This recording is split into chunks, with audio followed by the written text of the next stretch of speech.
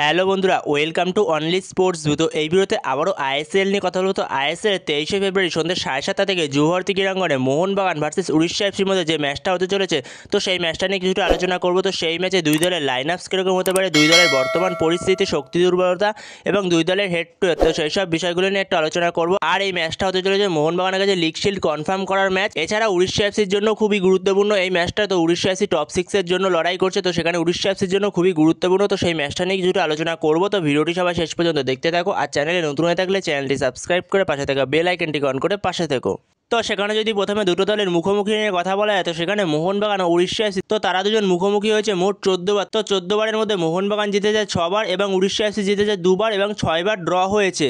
আর সেখানে মোহনবাগান উড়িষ্যা এফসি 14 বারের দেখায় মোট গোল করেছে 34টা এবং 34টা গোলের মধ্যে 22টা গোল করেছে মোহনবাগান এবং 12টা গোল করেছে উড়িষ্যা এফসি। তো এরপরে যদি দুই দলের শক্তি দুর্বলতা নিয়ে কথা বলা হয়, তো প্রথমে যদি উড়িষ্যা এফসি দলকে নিয়ে কথা বলা হয়, তো সেখানে উড়িষ্যা এফসি বর্তমান সময়ে 7 নম্বরে রয়েছে পয়েন্টস টেবিলে। তো বর্তমান সময় উড়িষ্যা এফসি ম্যাচ খেলেছে 21টা, তো 21টা ম্যাচের মধ্যে 7টা জয় পেয়েছে, 8টা ড্র করেছে এবং 6টা হেরেছে। তো তাদের বর্তমান সময় পয়েন্ট হলো 29 পয়েন্টে, তারা 7 নম্বরে রয়েছে পয়েন্টস টেবিলে। তো সেখানে উড়িষ্যা এফসিও টপ 6-এ ওঠার জন্য ভালোভাবে একজন দাবিদার, যেখানে উড়িষ্যা এফসির পয়েন্ট হলো 29। তো উড়িষ্যা এফসি ম্যাচ খেলেছে 21টা, তো উড়িষ্যা এফসির কাছে 3টে ম্যাচ পড়ে রয়েছে। তো সেই জায়গায় যদি উড়িষ্যা এফসি 3টে ম্যাচের মধ্যে 2টো ম্যাচ জিতে যেতে পারে, তাহলে উড়িষ্যা এফসি হয়তো টপ 6-এ কোয়ালিফাই করে যেতে পারে এবং একটা ম্যাচ জিতলেও সেটা হয়তো অন্য টিমের ওপর নির্ভর করতে হবে তখন উড়িষ্যা এফসিকে।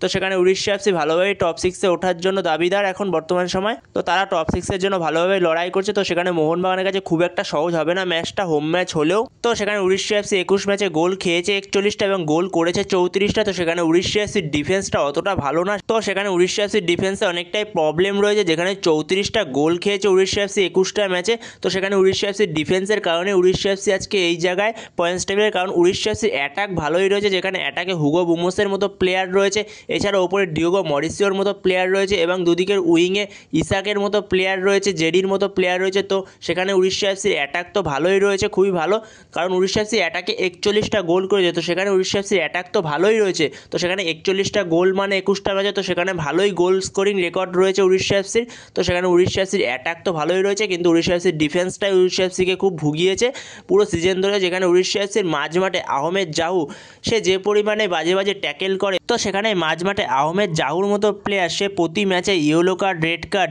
বাজে বাজে ট্যাকেল করে দেখবে। তো সেখানে সেই মুহূর্তে টিমকে সাফার করতে হয় পুরো। তো সেখানে এই একটা প্লেয়ারের জন্য পুরো টিমকে সাফার করতে হয় ম্যাচে।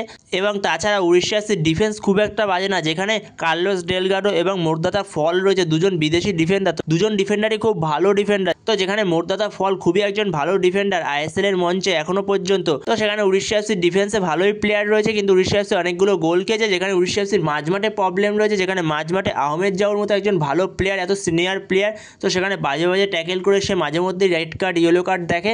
তো সেখানে তার জন্য কিছুটা প্রবলেম রয়েছে। তো সেই জায়গায় উড়িষ্যা এফসির সব থেকে শক্তিশালী দিক হলো তাদের অ্যাটাক। তো যেখানে উড়িষ্যা এফসির দুটো উইং খুবই শক্তিশালী। তো যেখানে উড়িষ্যা এফসির ইসাক এবং জেডি, তারা খুবই স্পিডে অপারেট করে। তো সেখানে খুবই শক্তিশালী উড়িষ্যা এফসির উইঙ্গার। তো যেখানে উড়িষ্যা এফসির উইংয়ের পাশাপাশি উড়িষ্যা এফসির অ্যাটাকিংটাও খুবই ভালো, যেখানে উড়িষ্যা এফসির অ্যাটাকিংয়ে হুগো বুমোসের মতো প্লেয়ার রয়েছে, এছাড়া ওপরে স্ট্রাইকিংয়ে ডিওগো মরিসিও রয়েছে। তো সেখানে উড়িষ্যা এফসি খুবই ভালো একটা লড়াই করবে। উড়িষ্যা এফসি যেহেতু টপ 6-এ ওঠার রেসে রয়েছে, তো সেই কারণে উড়িষ্যা এফসি খুবই ভালো লড়াই করবে একটা। তো এরপরে যদি মোহনবাগানের কথা বলা যায়, তো সেখানে মোহনবাগান 21 ম্যাচ খেলেছে, 21 ম্যাচের মধ্যে মোহনবাগান জিতেছে 15টা এবং ড্র করেছে 4টে এবং হেরেছে 2টো। তো সেখানে মোহনবাগানের বর্তমান সময়ের পয়েন্ট হলো 49। তো সেখানে মোহনবাগান আগের মরশুমে 48 পয়েন্টে লিগ শিল্ড জিতেছিল, কিন্তু এই মরশুমে মোহনবাগান অলরেডি 49 পয়েন্ট করে ফেলেছে। তো সেখানে মোহনবাগানের রেকর্ড মোহনবাগান নিজেই ভেঙে ফেলেছে। তো সেখানে মোহনবাগানের পয়েন্ট হলো এখন 49। তো এছাড়া মোহনবাগান 21 ম্যাচে গোল করেছে 42টা এবং গোল খেয়েছে মাত্র 14টা। তো সেখানে এই মরশুমে সবথেকে বেশি গোল করেছে মোহনবাগানই এবং সবথেকে কম গোল খেয়েছে মোহনবাগানই।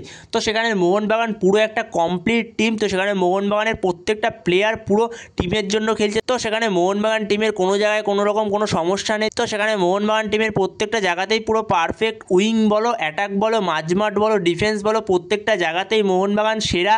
যেখানে ফ্রি কিকেও মোহনবাগান অসাধারণ। তো সেখানে মোহনবাগান প্রথম দিকে অনেকগুলো সেট পিস থেকেও ভালো ভালো গোল করেছে। তো সেখানে এছাড়াও মোহনবাগানের কর্নার কিকের ক্ষেত্রেও মোহনবাগান যথেষ্ট ভালো। তো সেখানে মোহনবাগানের সব ক্ষেত্রেই মোহনবাগান দুরন্ত ফুটবল খেলেছে এই মরশুমে। তো সেখানে যদি মোহনবাগানের ডিফেন্স নিয়ে কথা বলা যায় তো সেখানে মোহনবাগান প্রথম 3 ম্যাচে 7টা গোল খেয়েছিল। এরপরে মোহনবাগান পরের 18টা ম্যাচে মোহনবাগান মোট 7টা গোল খেয়েছে। তো সেখানে মোহনবাগানের ডিফেন্স ব্যাঙ্গালোরের ম্যাচের পর মোহনবাগানের ডিফেন্স কতটা শক্তিশালী হয়েছে তো সেখানে এটাই বোঝা যাচ্ছে। পরের 18টা ম্যাচে 7টা গোল এবং প্রথম 3টে ম্যাচে 7টা গোল খেয়েছিল মোহনবাগান।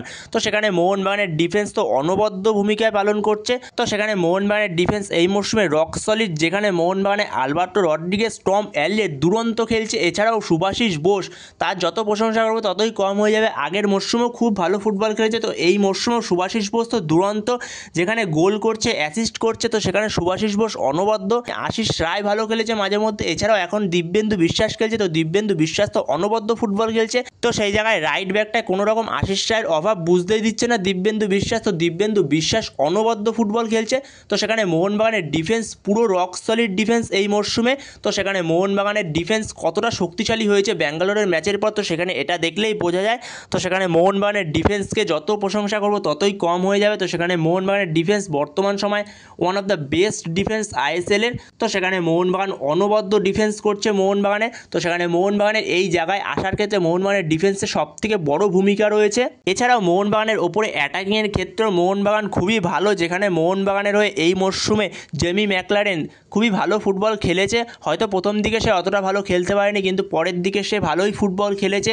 এছাড়াও এই মরশুমে জেসন কামিন্স, সে অনবদ্য ফুটবল খেলছে। তো সেখানে জেসন কামিন্সকে এর আগে এত সুন্দর মোহনবাগানের জার্সিতে ফুটবল খেলতে দেখা যায়নি। তো সেখানে জেসন কামিন্স এই মরশুমে মোহনবাগানের হয়ে সবথেকে ভালো ফুটবল খেলেছে বিদেশিদের মধ্যে মনে হয়। তো সেখানে জেসন কামিন্স অনবদ্য। এছাড়া মোহনবাগানের দুটো উইঙ্গার লিস্টান মানবীর তো অনবদ্য ফুটবল খেলেছে। এছাড়াও মোহনবাগানের মাঝমাঠে আপুয়া, সে একজন বিদেশি মিডফিল্ডারের থেকে কম না। তো সেখানে একজন বিদেশি মিডফিল্ডারের সঙ্গে তুলনা করলেও তাকে ভুল হবে না, কারণ সে যে পরিমাণ মিডফিল্ডটাকে কন্ট্রোল করেছে। এছাড়াও দীপক তাংড়ি, সে দুরন্ত ফুটবল খেলেছে এই মরশুমে। তো যেখানে দীপক তাংড়ি, তার খেলা পুরোপুরি চেঞ্জ হয়ে গেছে বলতে গেলে। যেখানে দীপক তাংড়ি এতদিন শুধু ব্যাক পাস করতো এবং যে দীপক তাংড়ি শুধু ফাউল করতো, তো সেখানে সেই দীপক তাংড়ি মনে হয় এই মরশুমে এখনো পর্যন্ত একটা ইয়েলো কার্ড দেখেছে মাত্র। তো সেখানে দীপক তাংড়ি অনবদ্য।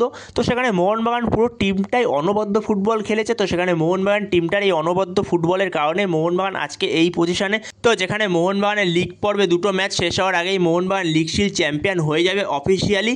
তো এই ম্যাচটা জিতে গেলেই তো Mohun Bagan officially league shield champion হয়ে যাবে। এছাড়া মোহনবাগান তার আগের দিনও লিগ শিল্ড চ্যাম্পিয়ন হয়ে যেতে পারে। যদি 22 তারিখের ম্যাচটা এফসি গোয়া হেরে যায় তাহলে মোহনবাগান সেদিনও লিগ শিল্ড চ্যাম্পিয়ন হয়ে যেতে পারে। তো সেখানে অনবদ্য ফুটবল। তো আগের মরশুমে মোহনবাগান লিগ শিল্ড জিতেছিল। তো সেখানে এই মরশুমও মোহনবাগান লিগ শিল্ড একবারে মোহনবাগানের হাতের কাছে রয়েছে। তো জাস্ট মোহনবাগানের লিগ শিল্ডটা ছোঁয়ার অপেক্ষা এখন। তো সেখানে এই মরশুমে মোহনবাগান অনবদ্য ফুটবল খেলেছে। তো এরপরে যদি দুই দলের লাইন আপস নিয়ে আলোচনা করা যায় তো সেখানে যদি প্রথমে উড়িষ্যা এফসির লাইন আপস নিয়ে আলোচনা করা যায় তো সেখানে উড়িষ্যা এফসির কোচ সে মোহনবাগানের বিরুদ্ধে 4-2-3-1 ফরমেশনে যেতে পারে, যেখানে গোলে স্টার্ট করবে অমরিন্দর সিং।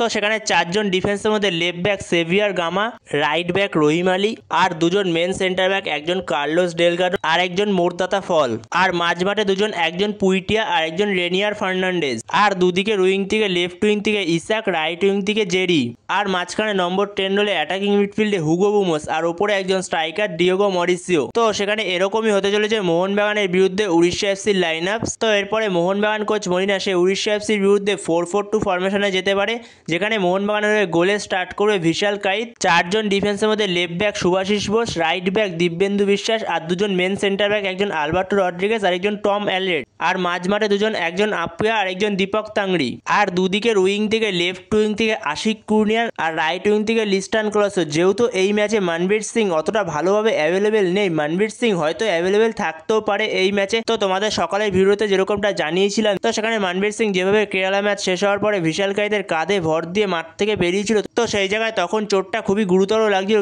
কিন্তু পরে আস্তে ধীরে মনবীর সিং হাঁটাচলা করে। কিন্তু মনবীর সিং এর চোটটা আমি সকালে যেরকমটা জানিয়েছিলাম, মনবীর সিং এর হয়তো চোটটা খুব একটা গুরুতর না। তো সেখানে স্ক্যান রিপোর্ট থেকে যেরকমটা জানা যাচ্ছে, তো মনবীর সিং এর কোনো রকম চোটের কোনো রকম আশঙ্কা পাওয়া যায়নি স্ক্যান রিপোর্টে। তো সেখানে মনবীর সিং সুস্থই আছে। তো সেখানে মনবীর সিং হয়তো এই উড়িষ্যা ম্যাচে অ্যাভেলেবেল থাকবে, কিন্তু রিজার্ভ বেঞ্চে থাকবে। তো তাকে নিয়ে কতটা রিস্ক নেবে মরিনা, তো সেই ব্যাপারে সন্দেহ রয়েছে। তো সেক্ষেত্রে রাইট উইংয়ে সেরকম কোনো অপশান নেই মনবীর সিং এর জায়গায়, একমাত্র মনবীর সিং এর জায়গায় সালাউদ্দিন আছে ভালোভাবে অপশান। তো যেহেতু সালাউদ্দিন ভালোভাবে চান্স পায়নি, তার মধ্যে এত গুরুত্বপূর্ণ একটা ম্যাচ, তো সেখানে লিগ শিল্ড কনফার্ম করার একটা ম্যাচ মোহনবাগানের, তো সেইখানে সালাউদ্দিনকে নিয়ে হয়তো অতটা রিস্ক নেবে না মলিনা। তো সেক্ষেত্রে আশিক কুরিয়ানকে লেফট উইংয়ে খেলিয়ে লিস্টান ক্লসকে রাইট উইংয়ে খেলাতে পারে মলিনা। তো এরকমই হতে পারে। আর ওপরে দুজন স্ট্রাইকার জেমি ম্যাকলারেন আর জেসন কামিন্স, তো সেখানে জেসন কামিন্স সে মেনলি জেমি ম্যাকলারেন একটু পেছন থেকে খেলবে, তো সে মেনলি সেকেন্ড স্ট্রাইকারের রোলটা প্লে করবে। তো সেখানে আপ ফ্রন্টে জেমি ম্যাকলারেনের সঙ্গে জেসন কামিন্স স্টার্ট করতে পারে। তো এরকমই হতে পারে মোহনবাগানের লাইন আপস উড়িষ্যা এফসির বিরুদ্ধে। তো বন্ধুরা, তোমাদের কাছে কি মনে হয় মোহনবাগানের লাইন আপসে কি আর কোনো চেঞ্জ হতে পারে? তো তোমাদের যদি এই বিষয়ে কোনো মতামত থাকে অবশ্যই কমেন্ট করে জানিও। তো বন্ধুরা, এই ভিডিওতে এই পর্যন্তই। তো এই ভিডিওতে এই আপডেটটা নিয়ে আলোচনা করার ছিল। তো ভিডিওটি ভালো লাগলে অবশ্যই লাইক শেয়ার সাবস্ক্রাইব করতে ভুলো না। তো নেক্সট ভিডিওতে দেখা হচ্ছে, ততক্ষণের জন্য বাই বাই।